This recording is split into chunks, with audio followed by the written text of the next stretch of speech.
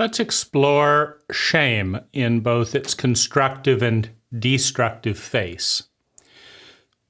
So there are two types of shame. There is the shame of doing and the shame of being. Shame of doing means I made a mistake. I did something wrong. And remember that wrong in this context is a less efficient path to grace, a less efficient path to sustainable well-being.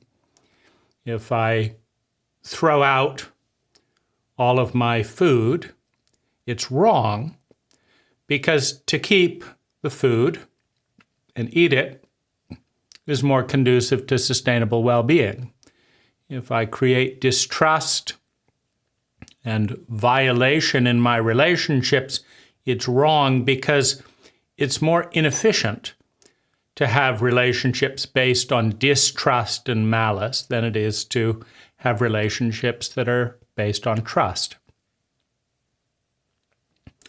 So when I do something wrong, I will feel shame, and if that shame alerts me and motivates me to correct course towards a more graceful path to sustainable well-being, then the shame of doing has served its purpose. The shame of being, however, is the conflation of the ego and the self, of the action and the being. So a good way of seeing this or understanding this is that the ego, the I, identifies, attaches itself to, and defines itself with a pattern of thinking, feeling, speaking, doing, and being. The I is always looking to answer the question, who am I? What is my pattern? Who am I in this situation, in that situation? So the ego has identity, a pattern that it attaches itself to, an identity. And that pattern is a predictable, repetitious cycle of thoughts, feelings, actions, words, and physiology. Now, the self is bigger than the pattern, bigger than the ego. It is the witness that witnesses the pattern.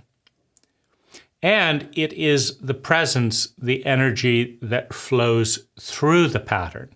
So you can kind of think of the ego as the stained glass window and the self or presence as the light that goes through the stained glass window. Now, in non-reflective cults or cultures such as our own, many of us have never had a distinct experience of ourself as a distinct wordless presence that is beyond, that witnesses but is beyond the pattern of thinking, feeling, speaking, doing, and being. It's the light that's flowing through. Now, the shame of being, the feeling that I am a mistake. And how does that arrive, right? Well, we have I, the ego, am what? I am my thoughts. I am my feelings. I am my actions. So it's not my actions are a mistake. I am a mistake. Because if the action was wrong and I am the action, the ego attaches itself, identifies with the pattern, with the action, with the thought. If that thought is a bad thought, then I'm a bad person, says the ego. So the ego is shamed, is the part of us that is shamed. And if there's no presence, if there's no awareness of anything bigger than I, if there's no awareness of anything bigger than the pattern that we identify with, then We are a mistake. That was a mistake. That was a mistake. In fact, the horror of the ego is that any intelligent observer can see that every single thought, every feeling, every word, every action, every way of being, every purchase is wrong relative to the ideal, right? There is no ego pattern that is ideal. It's crude, and we're just looking at making it less crude over time. It's inefficient. We're looking at making it less inefficient over time. It's missing the mark. But we're trying to aim a little bit better. So every pattern is flawed, is imperfect, is thus wrong. Every pattern. There isn't a cult on earth, and all egos are microcosms of a larger cult or culture, a pattern of thinking, feeling, speaking, doing, and being as a group. There isn't a single cult where you can look at the pattern of handling crime, the pattern of preventing crime, the pattern of education, the pattern of gathering taxes. No matter what it is, you look at it, and if you study it for a couple of years, you come to the startling conclusion that this is wrong, that this creates this problem and that creates that problem. That creates this other problem. It's inefficient. It could be so much better. Right? So the ego is the part of us that says, that's me. That's me. I'm wrong. I'm imperfect. I'm inefficient. I'm bad. And then you have that overlaid with beliefs and cult norms that say that bad people should be punished.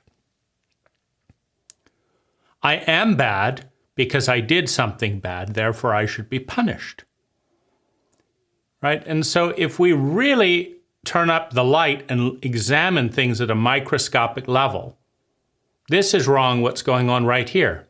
You should probably be getting more exercise or doing something. There's probably something that's better in your life than watching a YouTube video. So you deserve to be punished if that's all you are, right? And there's certainly something better that I should be doing. Maybe I should be surfing, and maybe that would bring, more well-being to my body at this time. Maybe going for a walk, maybe meditating would probably bring me more well-being. And then why should I be telling other people how to create well-being when, my body is aching and I'm feeling a bit tired? Like, what a thing to do to sit down and do this when you're tired. The whole thing. Right? The whole world is fucked up. Every single thing that every single person does is not as good as it could be. Meaning it's a sin. Sin just means in archery, you aim at the target, and the target is good. Right? But you never get the center of the bullseye. It's always a millimeter off, right? You miss the mark. And that is a sin. That's a deviation from the goal. And the greatest sin of all is, of course, we have the wrong goals. I mean, most of us have goals that if we accomplish them, there will not be as much well-being as if we pursued other goals. Right? The entire cult fanaticism with making more and more money. Americans were given a survey to say, first of all, would they rather an extra hour of sleep or would they rather an extra hour of overtime, right? And the Americans chose the overtime, not the sleep. But the data, so their goal is to make more money. But the data suggests that they would be happier and healthier, live more fulfilling and longer lives if they chose the sleep. Right? So that's the greatest sin of all, is you aim for an unproductive goal relative to what? Well, relative to a more productive goal, a goal that would bring more well-being with less energy. That's intelligent, right? So When we are separate from ourself, when we don't know who we are,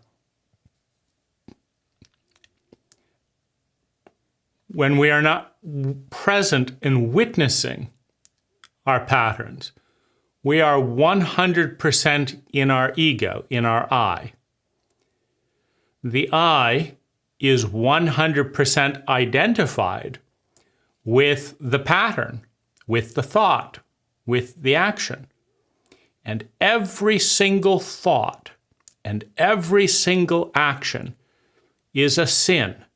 It misses the mark, right? It's the nature of the human experience at this time. That no matter what we do, we could have done it with more presence. We could have had a better sense of humor. Could have done it a little faster. Could have moved our body a little more gracefully, right? I could have made this point 5 minutes ago if I didn't miss the mark. In other words, this video is bad. It's terrible relative to what it could be. And the medium itself is bad, right? In-person interaction is so much better, but we missed the mark on that long ago. Dividing ourselves up into little individual things, right? So I'm working to remedy that with medicinacr.org, medicinacostarica.org, a community to bring people back together again. But it's already missed the mark, right? Already had something stolen by one neighbor and a conflict with another neighbor who didn't do what they said they would, right? It would have been so much easier if people didn't steal, but that's not the world we live in. We live in an imperfect world where everything that we think, feel, say, do, and be misses the ideal mark. And in a cult that believes in punishment, why? Because everyone else does, and that's what we see around us. They did this, so we're going to punish them. The ego believes it deserves to be punished, right? And that's, of course, another missing the mark, right? When a child is punished, they believe they deserved it. They don't say, gee, you haven't updated parenting protocols recently? You don't have a better, why not lead by example rather than being a hypocrite and you guys do this, this, and this, and then punish us for doing it, but don't punish yourselves. Why don't you just lead by example and then you wouldn't have to punish us, right? And so there's, the child doesn't question the structure. It internalizes it. It's not until we become adolescents that we can begin critically examining. So destructive shame is I am bad, I am wrong, I deserve to be punished, I'm fundamentally flawed, and unfortunately, the self-image mechanism, the identity mechanism of the ego, seeks coherence, seeks sanity at the price of well-being, meaning most people would rather suffer more and feel consistent and stable and predictable and in control than they would suffer less and just feel like, things are a mess. I deserve to be punished, but I'm not punishing myself. And I'm bad, but I'm going to make lots of money. No. So the identity, the ego, is always trying to get more solid. And what it does is, if I'm bad, then I have to treat myself badly. And then the identity of being bad will become more coherent, more strong. It's a stronger image. It's a stronger identity. It's a stronger pattern. So that drive for consistency then can lead to, I'm bad, so I'm going to punish myself. I'm bad, so I'm not going to really go for it and succeed at my goals. And then why didn't I succeed in my goals? Well, because I'm bad. So this is toxic shame. But what is shame? It's a feeling. If we look at the physiology of shame, we look down. Maybe we look away. If we're giving shame to other people, we're pointing, You're a bad person. That's wrong. You deserve to be punished. Go to jail. That's a horrible thing. You're a horrible person. That's a bad thing that you did. Go away. We don't want you around here. Go away. Go away. Right? So the gesture of shame is to push away, to punish, to attack.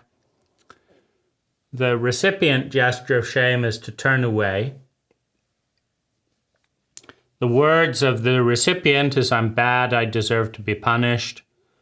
I'm bad, I don't deserve love. I don't belong. Nobody likes me. Nobody wants me. I'm bad. The words of giving shame are, it's all your fault. You ruined it. You ruined it for everyone, you goddamn motherfucker. Get the fuck out of here. Get the fuck out. No, it's your fault. That's the words of the giver, right? To focus on another and exclude them. And so this is what shame is. It is exclusion. So we have a circle, a family circle, a cult circle, a national circle, a human circle. We have all these circles. And the question is, do I belong?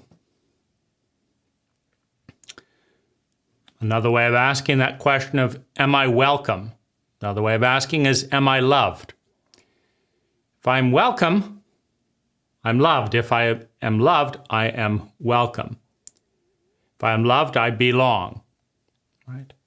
I am part of the circle. So to be in any of these circles is to be welcome, is to belong, is to be part of the circle. So what is shame? It is a message of exclusion. We are good, we in the circle are good, but you're bad. We like ourselves, but we don't want you. You're not as good as us. Now, isms tend to be the best way to do this. Like, who are we? Well, we are women and men are bad. We are men and women are bad. There's, of course, different degrees. Okay, you're welcome as a servant, but you're not welcome as an equal. Right? So you enter the servant's door. Why? Because you don't belong to what? Our circle. So all shame is a direction of exclusion. From what? From the circle, from the group. You call up someone, I want to see you. They don't take your call. You're saying, I want to be in a relationship with you. And they're saying, yeah, you're not good enough. Right? You interrupted me last time. You didn't do that. You forgot my birthday. Yeah, I don't want to be in a relationship with you. Please, I need to talk to you. I really want some help right now. I want to connect with you. I want to bond with you. I want to have sex with you. I want to do this. No. You don't belong. Shame is a message. It is a direction of vacating someone, evicting someone from the relationship, from the circle. Everything that strengthens the relationship, that invites, that honors the relationship, is love, is belonging, is survival, is security, right? Everything that says we want you, you are welcome. That's love. That's belonging. That's welcome. When you are in the circle, when you belong, your survival goes up. Your security of survival goes up. Your sense of love and belonging goes up. Your sense of self-esteem goes up. Because you're welcome at the table. Because you're welcome at the circle. Every single message, every single thought, every single action, every single gesture that says, get out, you're not welcome, we don't care about you. Because if you're talking about human beings, empathy is the primary operating system. Now, among human animals, it's of course not. And there's a large percentage of that. But amongst human beings, empathy, caring about the other, is what tells them that they are also human.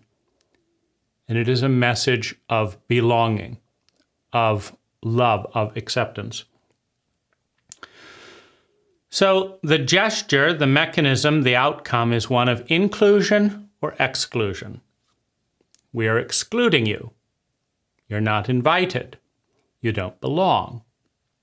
We do include you. You are invited. You are welcome.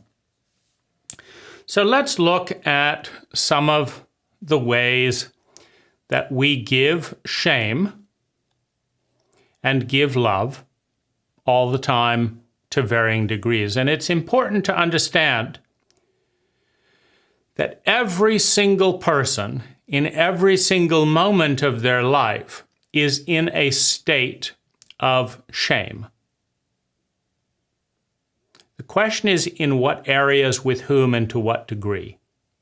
So it's a gray scale, right? There's an infinite continuum of shame, and there's an infinite continuum of love, acceptance, welcome, and belonging, and healing. And these are inverse, right? The less healing, the less love, the less acceptance, the less welcome, the less empathy, the more shame, and vice versa. So we have a continuum where in one direction of this continuum we have more and more shame, and on the other point we have more and more love, more and more acceptance. So what is, first of all, being given this? And this is why understanding the distinction between the ego and self is so important. The I defines and attaches itself to its pattern of thinking, feeling, speaking, doing, and being.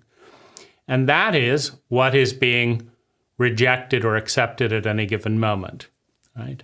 I've just finished a delicious fettuccine, fresh-made egg noodles, local organic food with fresh minced garlic and butter drizzled on the top, right? Absolutely exquisite. Now, you can't smell the garlic, right? The beauty of video, or the curse, depending, right? Because some people, I love the smell of garlic, but some people can't stand it, right? And so when they say, get away from me, that's shame, right? That's shame, right? Stay away, that's a boundary. You're over there, I'm here. You can't come over to my house when you've eaten fresh garlic.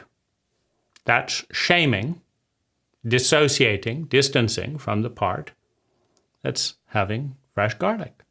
The part of me that loves it, that says, don't worry about, the part of me that says breath isn't all that important. We can be a few feet away. I don't care what your breath is. What I care about is you, right? That's including. No, I can't stand. Don't do it. Don't do it. I can't deal with you texting all the time. I bring you over, you ask you a question, you're on your fucking phone. Get the fuck out of here. I didn't invite your phone over here. You go, and you come back without that phone, or I'm not. So shame is about disconnecting from a behavior, a way of thinking. You really believe that it's all right to kill innocent babies? That thought is not welcome here. Right? You believe it's right to force teenage girls who have been raped to have a child and give it up to a fucked up adoption agency where these children are abused and grow up not knowing. You think that's the right thing to do here? Get out of here. That is not welcome. That thought is I will not let that thought near me. Right? So shame is about excluding thoughts, feelings, actions, words. You said that? you're fired.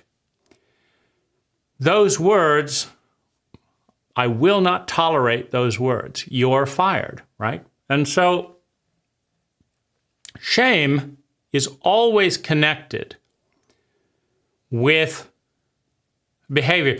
Now, it gets a little muddy, right? When you look at isms like sexism, racism, religiousism, right? Capitalism. You're poor.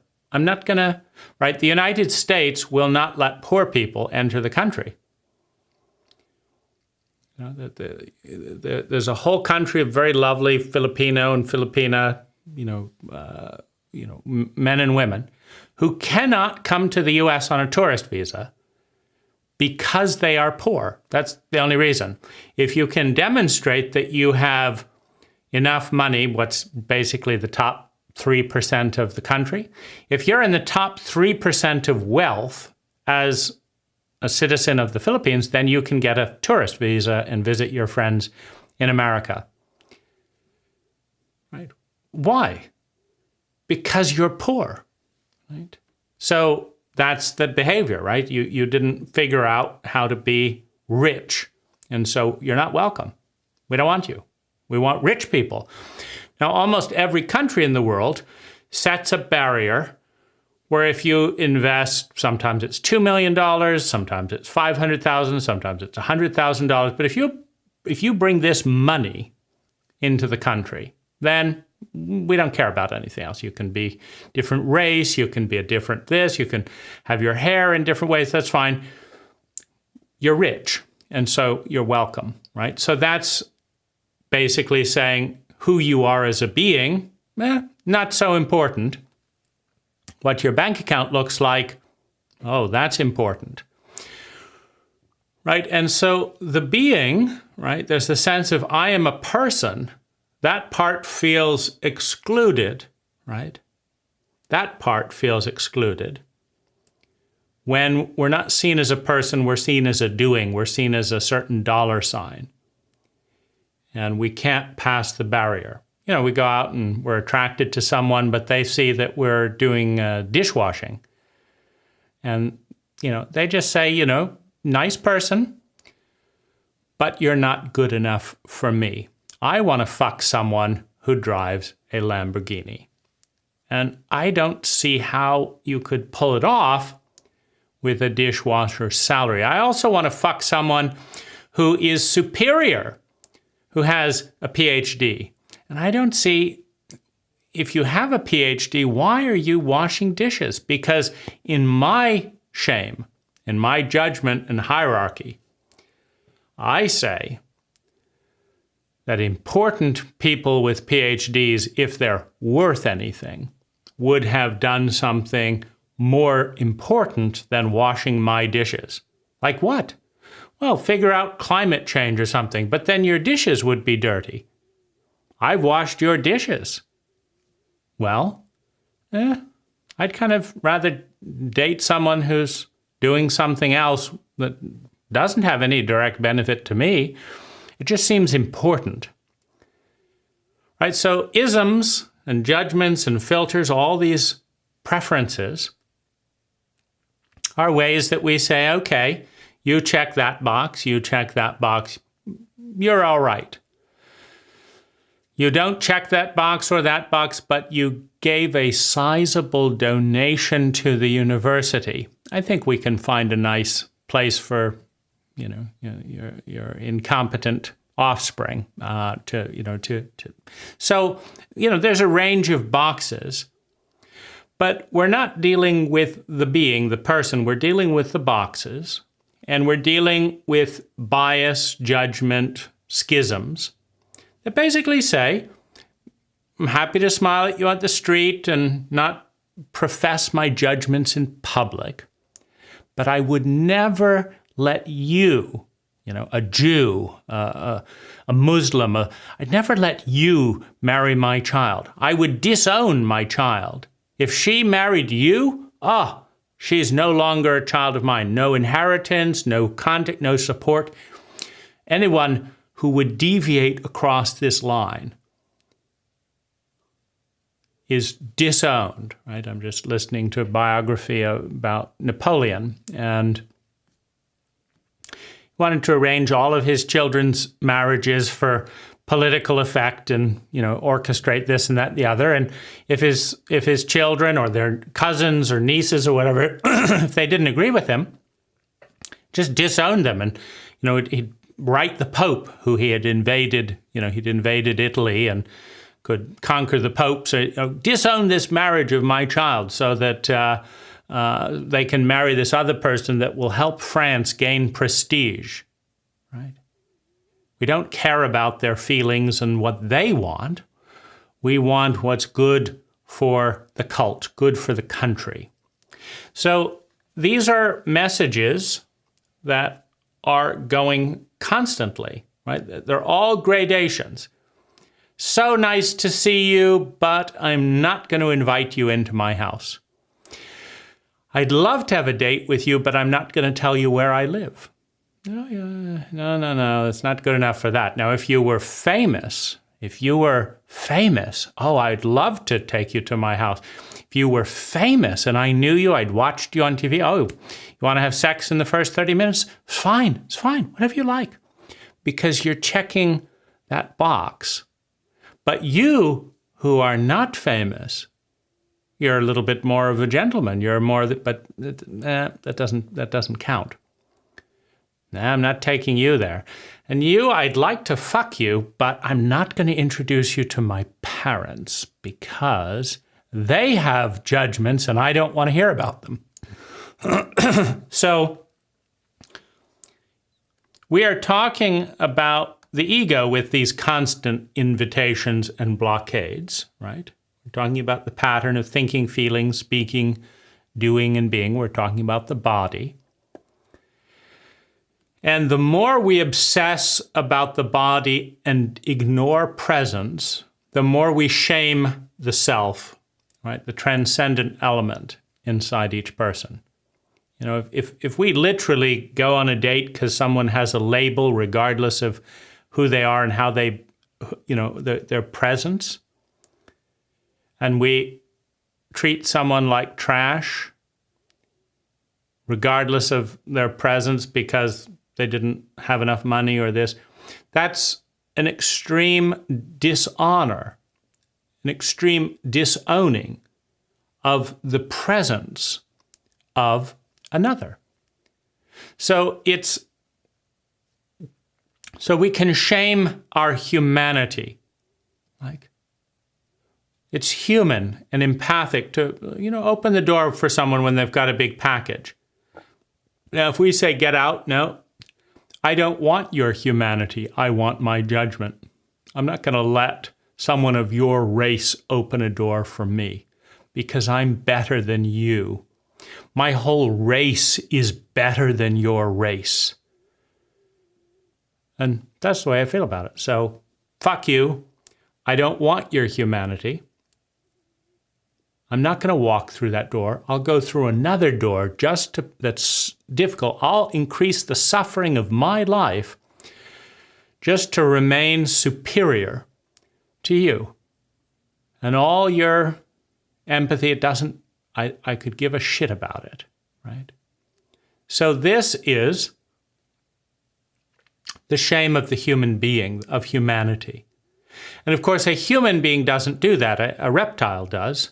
A human animal who is operating primarily through their reptilian brain, which is about separation, about power dynamics. Right? So a reptile behaves that way, but not a human being. When a human being meets a reptile in a human body, or the human animal's body, right?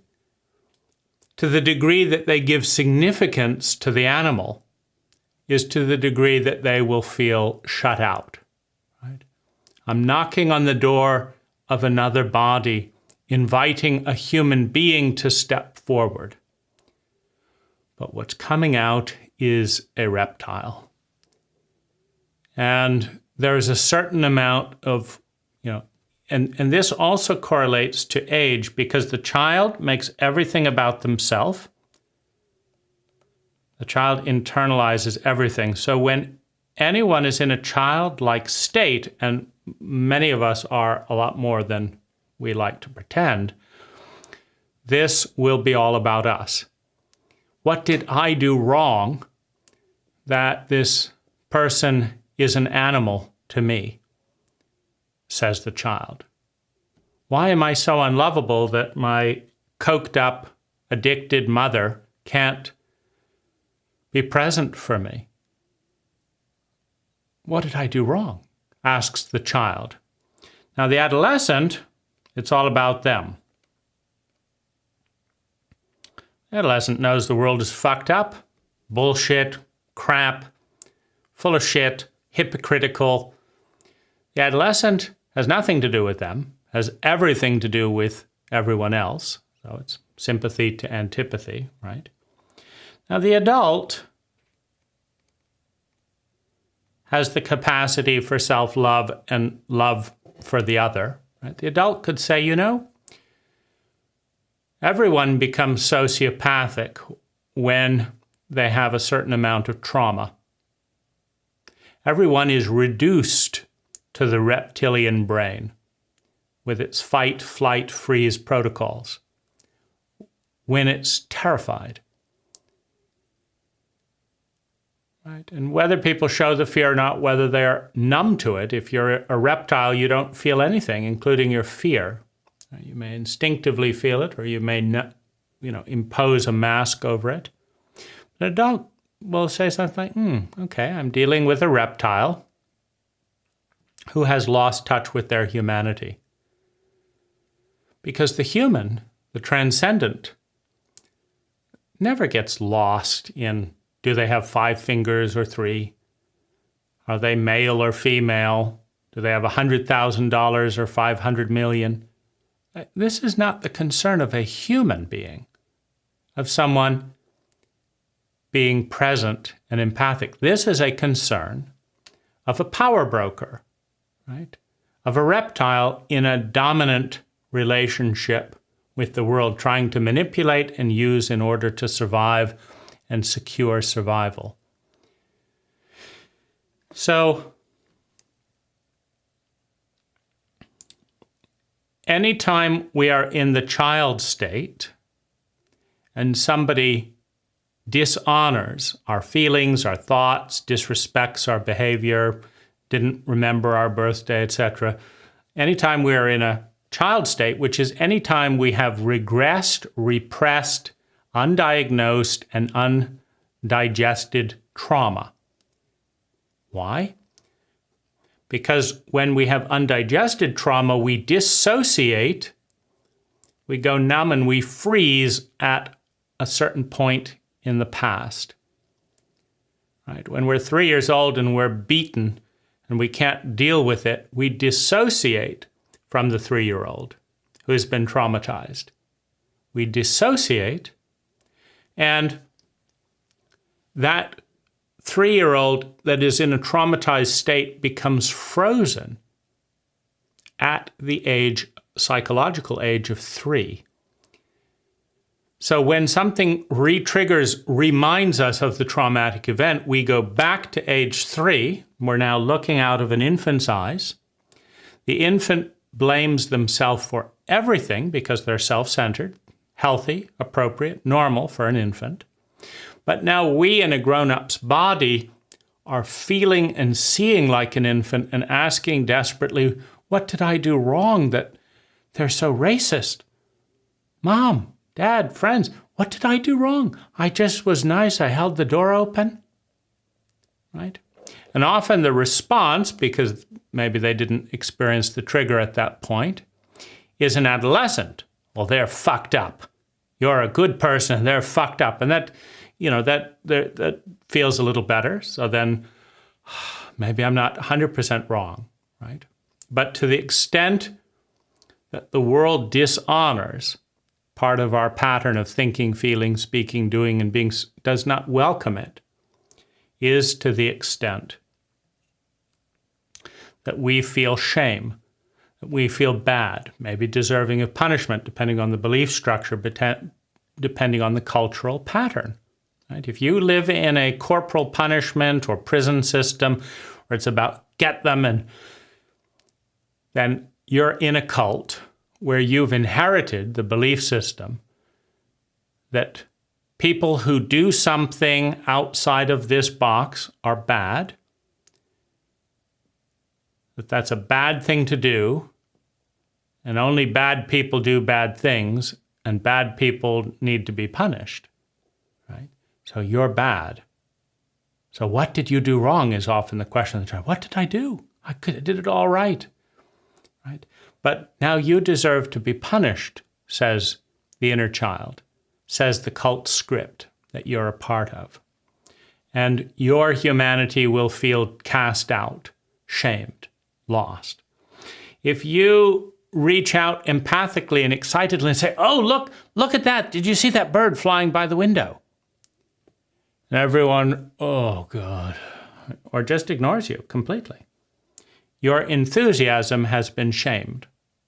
It's not been welcomed. Maybe you are glared at. Can't you see we're playing on our cell phones? Right? Don't you understand that our cell phones are so much more important than that bird? And they're way more important than your enthusiasm? Don't you understand that? Are you so dumb? You're too dumb to even talk to. Right? Shame, shame, shame. No honor of the enthusiasm, no honor of the bird, no honor of the validity that someone might be that enthusiastic about the bird, no honor for the counterweight of values that says that group interaction might be more enjoyable than cell phone isolation. There's no acknowledgement. There's no honor. There's no empathy for any of that. And so one experiences shame on multiple levels. Maybe I'm bad and wrong for caring so much about birds. I'm also bad and wrong and inappropriate for being so enthusiastic about the birds. I'm bad and wrong and inappropriate for speaking it out loud. And now I'm bad and wrong because I don't get it. See, I'm bad, I'm wrong, I don't belong, I have been shamed. So anything, any interaction that makes you feel less welcome in that group, in that circle, right? Heaven help you if you're in a fundamentalist Christian home and you're a lesbian or homosexual, because your family doesn't want to hear that you're going to hell. It doesn't want to think about how bad they must be to produce someone that's going to hell. They don't want to be judged and cast out of the church. They don't want to be judged and cast out of the neighborhood.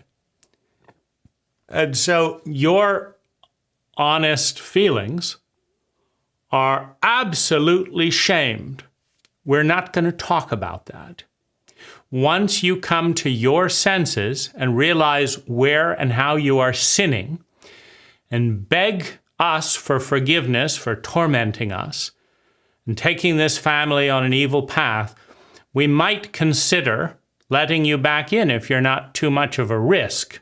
But otherwise, the entirety of your being is cast out by a single judgment that says you're bad, you're wrong, God's going to punish you. I mean, where else do you get these ideas from? People deserve to be punished. Why? Because God's a punisher.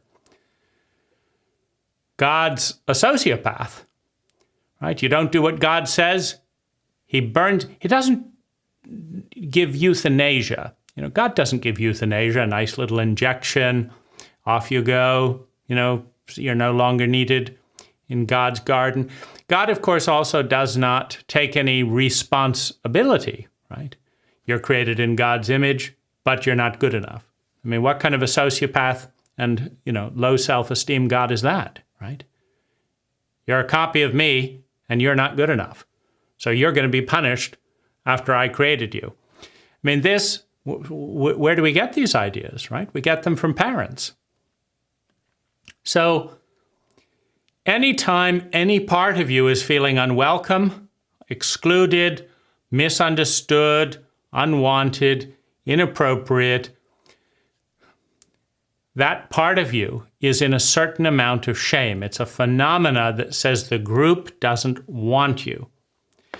And then the question and the purpose of shame is to preserve the network effect. If you belong to, let's say, a million-person network or 100 million-person network, your odds of survival and security of survival go way up. And so there's a strong biological pull towards being part of big and successful networks, right? Do you want to be the first person with a USB-C cable in the history of the world? The best cable on Earth, but nowhere to put it? There isn't a single device yet built that you can plug a USB-C cable into? No, you don't. It's better to have a crappy USB A or B cable.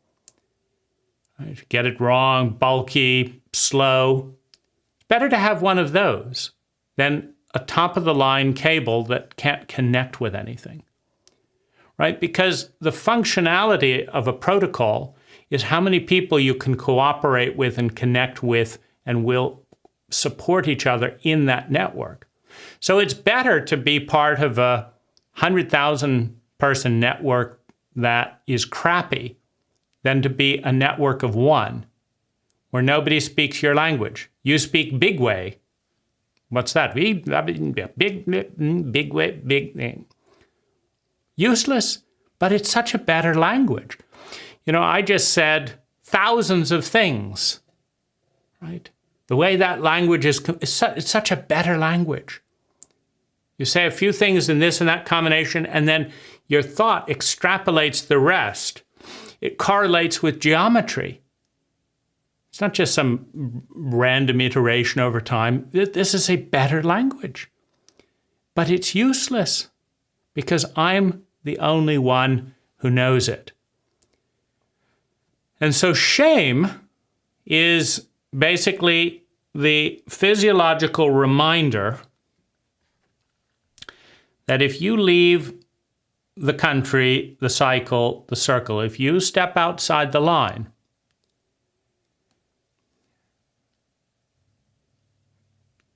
you're on your own, and your survival odds are not good. Your chance of dying, high. Your chance of going insane, high. Your chance of exploitation, high.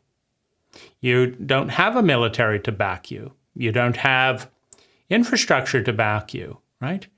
You're stepping outside of the pale. You're going beyond the wall, beyond the border, beyond the box. And you may not be able to pull it off, right? So what you will find is that depending on your power, your resources, like if you're in a grown-up body, have millions of dollars, know how to speak the language, know how to do a variety of things, if you're in that state, then your mother says, if you don't do this right now, I'm never going to speak to you again. You say, oh, mom's throwing a tantrum. What else is new? It may not be such a bad idea to be cast out of this system, right? Fucked up idiot, babbling away, dominating over and over again. You know, there are better systems to belong to, right? But if you are sick, if you have no friends, if emotionally you are still the traumatized 3-year-old again and again, right? If you can't get a job, if you have a disability, blah, blah, blah. That is a terrifying voice. Oh my gosh, I could be cast out. I could lose the network of these mediocre people who nonetheless do keep me alive. And I'm going to have to apologize. You know, Mom, I apologize. I'm so sorry that I thought of having sex with another man. Obviously, I was wrong, right? It says so right in this 2,000-year-old book, right? Clearly, my mistake. I apologize. It won't happen again. Because it's too traumatic to break free of that network at that time. So, I get it. You're all freaking out because I'm walking nude down the street. Now, I don't personally see what the problem is. I'm getting vitamin D. It's entertaining. You're all entertained, right? It's good for my health. Saves clothing. I'm building resilience, getting exercise. I don't see what the problem is. But, with police sirens roaring, a whole county thriving, newspapers rushing in, I guess I kind of do see what the problem is, right? If the entire county cannot function because one person decides to walk a street in the physical form we all have, I guess I can see that there is a reason not to do it if nobody can function, right? If children have to be gathered up hurriedly based on one set of misconceptions, if the headlines have to be dominated by this rather than sharing actually relevant news, well, of course, either I'll go to another network that isn't all riled up about this, or I will participate. Fine. I put on a bathrobe, you're all happy? Wonderful. It's just easier, right? But if you've got, maybe you have your own country or your own, acreage with, a nudist philosophy or whatever that just as people wear whatever they'd like to wear in our area, and maybe it's just easier to go there. But if you don't have that resource and you're going to get fired and you don't have any money and all your friends are going to judge you, then you're going to have to invent a plausible story to say, I don't know what got into me. I have no idea why I thought it would be okay to dress the way I would like to in a free country. I was clearly deluded.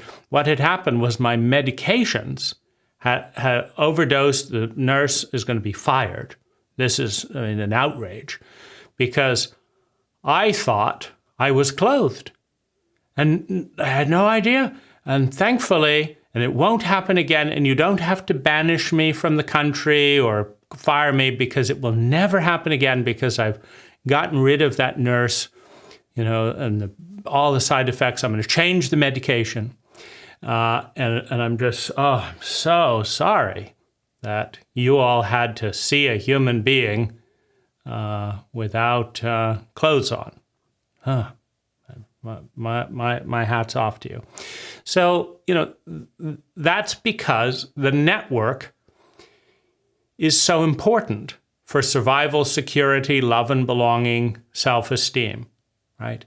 It's tough to do that as a network as one. And so shame is the reminder that you are stepping over a line that will exclude you from the cult that you belong to. Because there's no scientific reason that we've banished nudity, right? In fact, the science is saying need more sunlight, this, that. So, but it doesn't matter. Every cult has a set of norms, a set of patterns that it identifies with. It says, this is us. And if you don't do this, you're not one of us. You should be normal. What's normal? Well, it's whatever the cult does, says, thinks, feels, the way it behaves most of the time. That's a normal cult, right? So you fit in or you don't. Shame reminds you physiologically that you're getting close to that edge. Oh my gosh. I thought that kid over there was cute. Is that what a pedophile is? I better not tell anyone. Yes. No. That's the line, right? Every cult has its line, right? And if you cross the line, you're out. And it doesn't matter, right? It doesn't matter if you're right in the larger scope of things, because there's science and there's cult.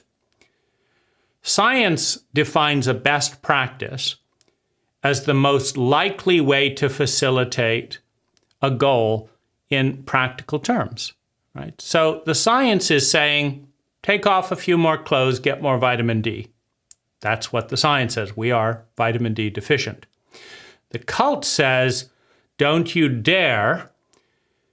If you think getting sick and getting a cold because of vitamin D deficiency is a big deal, just wait until you get fired, hate mail, get a letter saying you're a sex offender.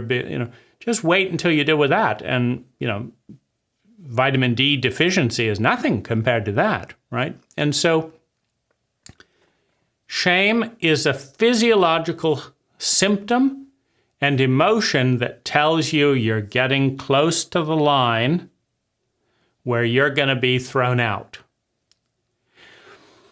Now, you're thrown out for being different. And unfortunately, for cults, the most intelligent people are always a minority, right?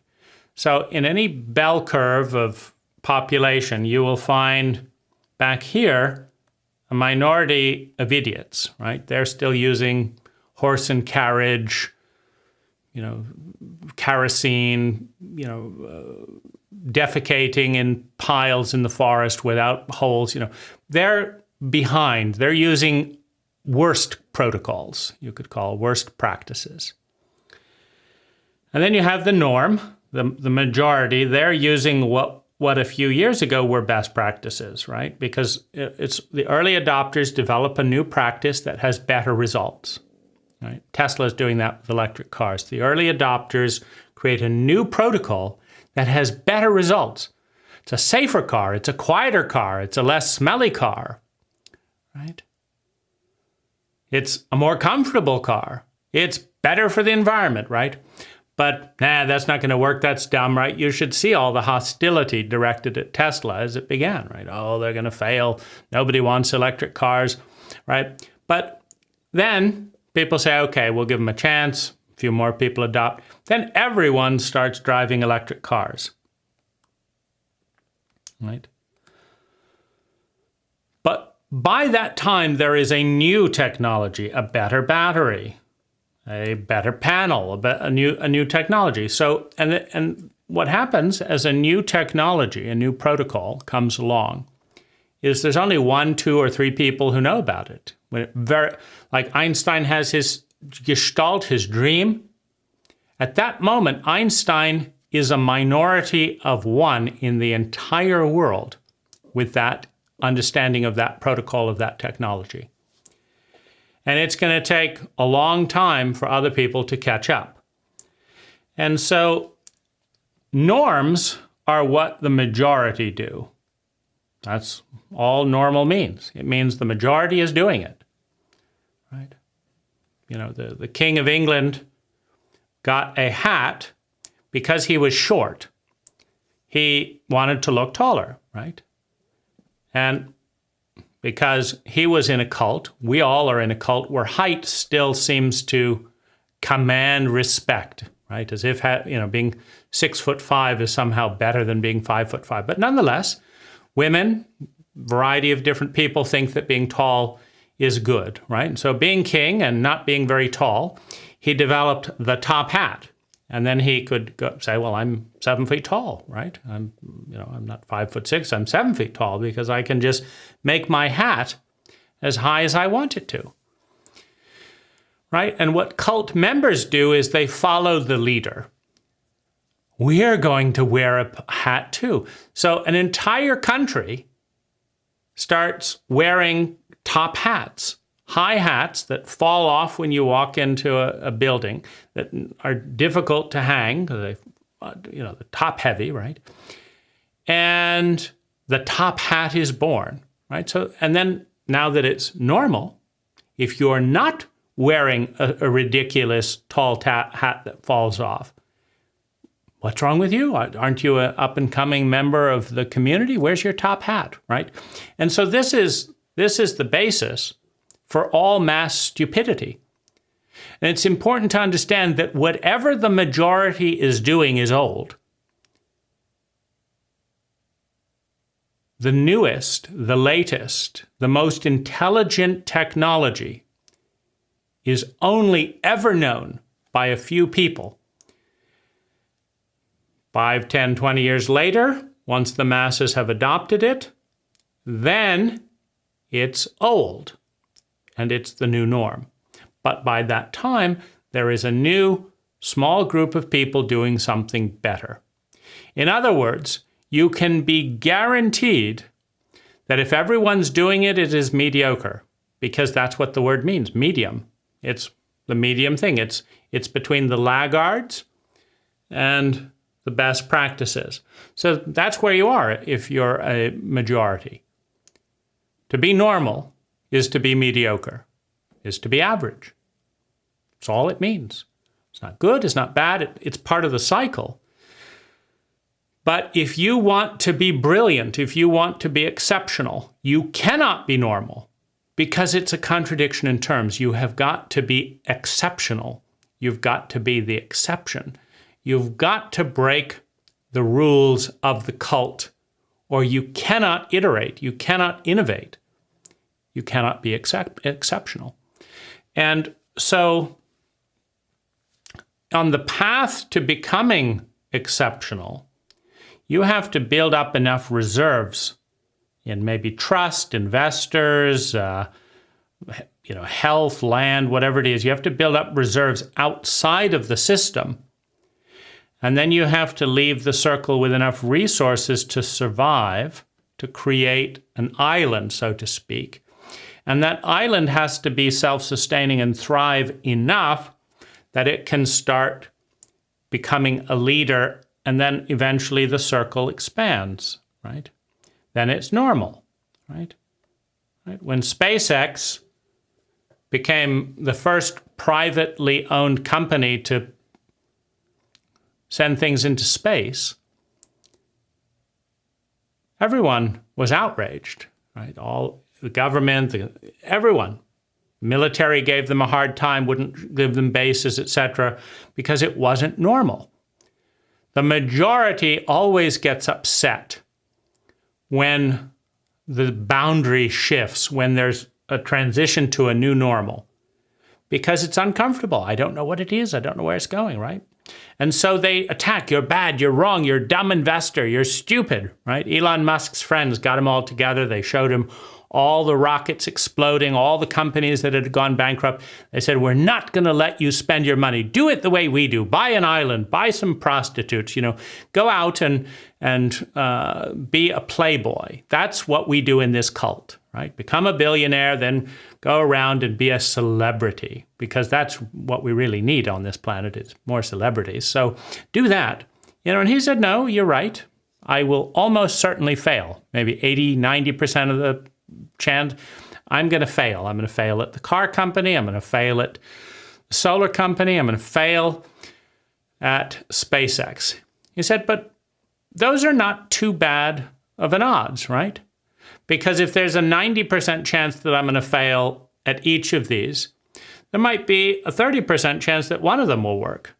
And I'd rather do something useful than become a celebrity. So he started the companies anyway, right? And Lockheed and Boeing hired astronauts to say that was a bad idea. There was a whole big PR campaign. This was ruining the way things were being done. But he did it anyway. Now what happened next? Well, suddenly we've got all these space companies, all these different, there has been an explosion of new private space enterprise. within 10 years of 50 years, nothing. Within 10 years of SpaceX proving concept, one after another jumps in the bandwagon and it becomes the new normal. Right? Then you want to start a space company as a teenage boy, as a private citizen. You want to start a private space company and go to Mars? Good on you, son. You're no longer an idiot. You're no longer a fool. You're no longer to be humiliated and poked fun at. Now you're an up-and-coming entrepreneur. You're a copy of the new normal. So this is the process, right? And to some extent, just stepping out of the norm, right, before it's caught up, there's a sense of shame. There's a sense of, I don't know if this is going to work. Maybe I am a fool, right? Because most new innovations outside the norm fail. So it's not wrong that most people thought Tesla would fail. No car company has started for a long time that's been successful in the United States. So the odds are against it.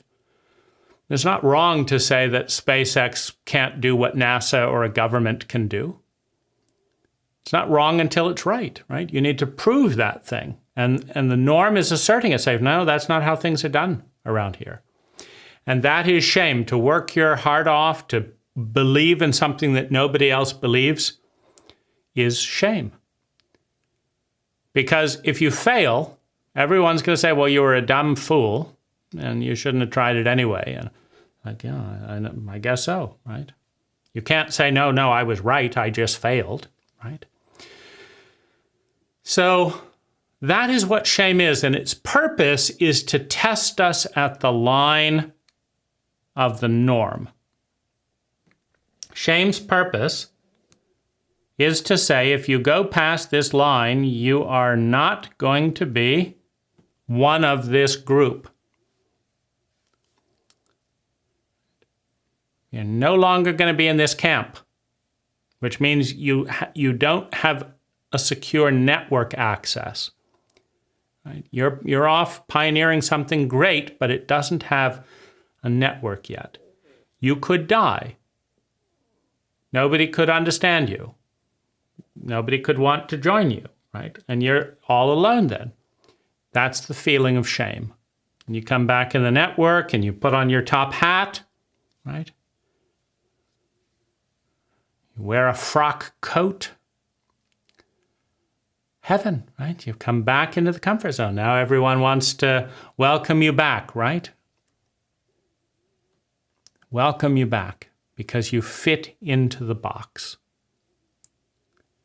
So the first challenge is to develop witness awareness, connection with the self, to understand that what is being judged, punished, and excluded is not our essence, but the behavior, but the thought that doesn't fit in the box. Second thing to understand is that every single thing in the box is wrong. And that all we have to do as minorities, diverging from the norm, is we have to make a reasonable effort to ascertain, are we heading towards stupidity? Like, does it sound like we're going backwards to the worst of what was? Or does it sound like we're going forward to something better than what is? Because we will be in a minority camp in either situation. Now, a fool cannot tell the difference between the two. I've got a great idea. I'm going to give up my car and go back to horse and buggy. Of course, I'm going to have to pick up manure on the side of the road. I'm going to have to take back streets. It'll take me 3 days to get to work in the morning and 3 days to get home in the evening. But, they'll never see me. By the time I arrive, I'll have to head home and I'll be 3 days late. But that's what I'm going to do, right? Well, that's innovative. Nobody's doing that. Yeah, I know. I'm the only one, right? So you have to have discernment to know if you're, which requires a little bit of intelligence. And unfortunately, people in the group, in the norm, in the cult, generally cannot tell the difference between a fool and an innovator, right? Because it takes an innovator to tell an innovator, and if they were innovators, they wouldn't be in the cult, right? And so you're not going to get good feedback. So brilliant people who have innovated before you may or may not be able to tell. You may be stealing their thunder, in which case they don't want there to be a next brilliant thing after what they did. Right. But you're going to have to figure that out. And you're going to feel wrong and bad, and maybe you deserve to be punished because you're different, because it makes other people uncomfortable, even though it's better. And so this is where the reliance on science is useful.